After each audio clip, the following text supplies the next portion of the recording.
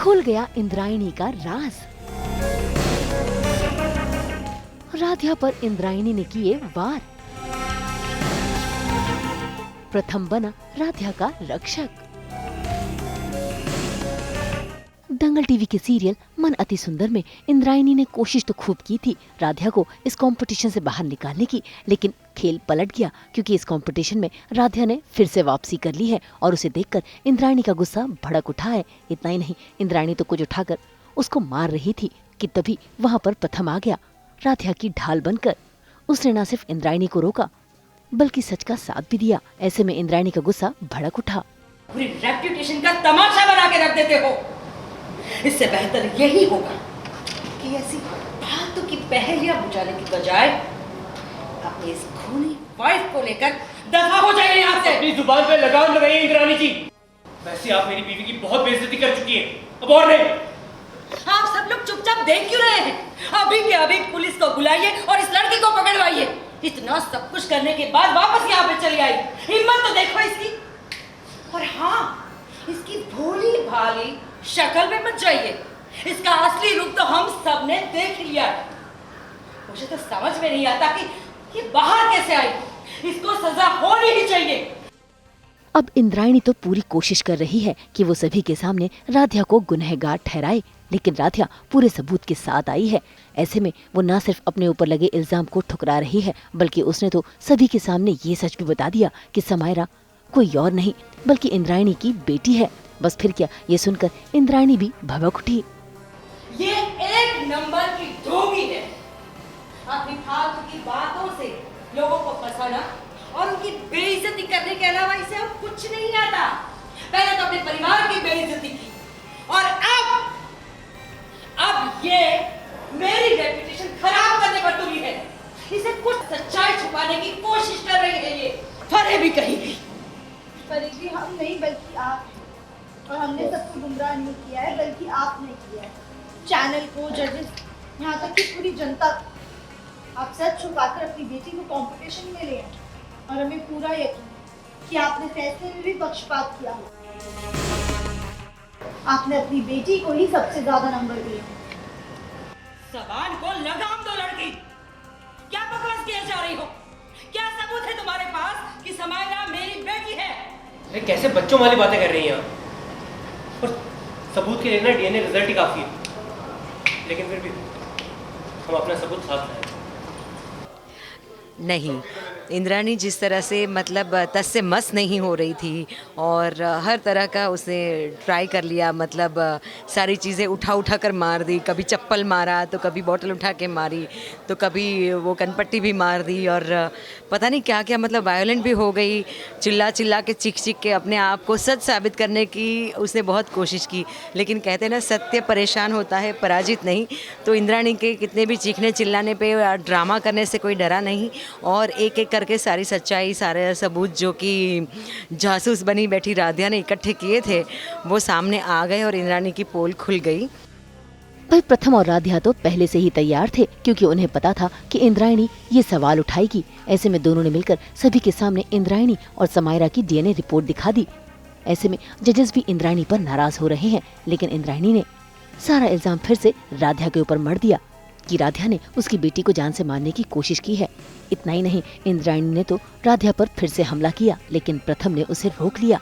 और तो और राधिया ने सभी के सामने समायरा की मेडिकल रिपोर्ट भी दिखा दी और सभी के सामने बता दिया कि उसके बनाए हुए खाने में ऐसा केमिकल मिलाया गया है जिसके ज्यादा मिलाने पर खाने वाले की जान भी जा सकती है। इस पर इंद्रायणी ने बवाल मचाना शुरू कर दिया। ये सब तो हम सबको पता है, लेकिन इससे ये साबित नहीं होता कि खाने में वो जहर मैंने मिलाया था।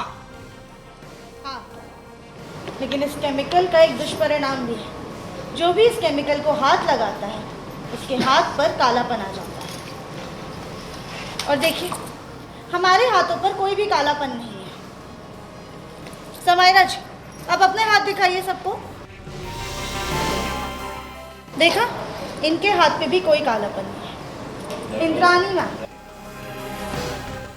अब प्लीज आप अपने हाथ दिखाइए।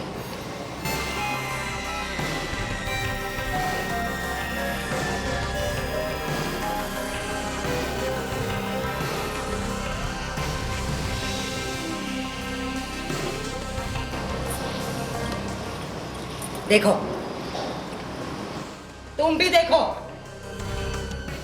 अब जिस कॉन्फिडेंस से इंद्रायणी ने अपना हाथ दिखाया, उन्हें तो यही लगा था कि वो बच जाएंगी, लेकिन काला निशान देखकर सभी ने सवाल कर दिए। ऐसे में उन्होंने हेयर डाई का बहाना बता दिया।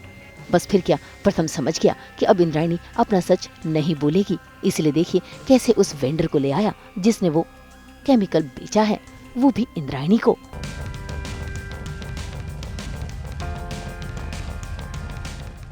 बोल, किसको बेचा था वो केमिकल तूने? बोल। इन्होंने ही लिया था। ये क्या बकवास कर रहा है? वो कौन है ये? हाँ, मैं नहीं जानती इसे। ये ना झूठा है, झूठ बोल रहा है, झूठा इल्जाम लगा रहा है मुझ पर। मैं तुम्हें छोड़ूंगी नहीं। अरे वो मैडम, ये जूते किसी और के दिखाना, सबूत है मेरे पास। ये देखो, इन्होंने ऑनलाइन 5,000 किए थे। अब इंद्रायणी का सच तो सभी के सामने आ ही गया है, लेकिन ये सच उसकी बेटी के सामने भी आ गया है, जिस पर समायरा अपनी माँ पर ही नाराज हो रही है और उसे लग रहा है कि उसकी माँ ने उसे मौत के मुंह में डालने की कोशिश की है। तुम ये किसकी बातें सुन रही हो? मैंने खाने में कोई जहर वहर नहीं मिलाया था। मैंने तो बस वो जंगली जड़ी बूटी मिलाई थी जिसे खाकर जजिस को उल्टी आ जाए और वो राधा का खाना रिजेक्ट कर दे और वो हार जाए और तुम जीत जाओ। पर मुझे क्या पता था कि लास्ट मोमेंट में सारे रूल्स बदल जाएंगे और सभी कंटेस्टेंट को एक दूसरे का खाना टेस्ट करना पड़ेगा। लेकिन मॉम, आपकी वजह से मेरी ये हालत हो गई। नहीं बेटा, मैंने चाहा तो कुछ और था, लेकिन हो कुछ और गया। अब जबकि एक बात सच है कि भाई जो समायरा है वो खाना तो अच्छा ही बनाती है। इंद्राणी जी ने जो किया वो गलत है, लेकिन एक मौका उसे मिलना चाहिए। तो इंद्राणी ने ये भी नहीं सोचा था, बस यहीं तक सोचा था कि मैं सारे षड्यंत्र और ये अपने हथकंडे इस्तेमाल करके मैं मेरी बेटी को जिता दूंगी और उसको वो गोल्डन कैप मिल जाएगी। लेकिन यहाँ पे कहीं ना कहीं गोल्डन कैप तो मिली ना मिली पता नहीं, पर इंद्राणी को इस बात का यकीन हो गया कि सच्चाई और अच्छाई इस दुनिया में है और अभी भी अच्छे लोग हैं, राधिया जैसे, जो इतना सब कुछ होने के बाद भी एक और मौका देने के लिए तैयार हैं। भाई राधिया तो है ही नेक दिल की, वो तो सभी का भला चाहती है, लेकिन अब देखना होगा क्या वो ये प्रतियोगिता जीत पाएगी। मुंबई से प्रीति रानी के साथ ब्यूरो रिपोर्ट।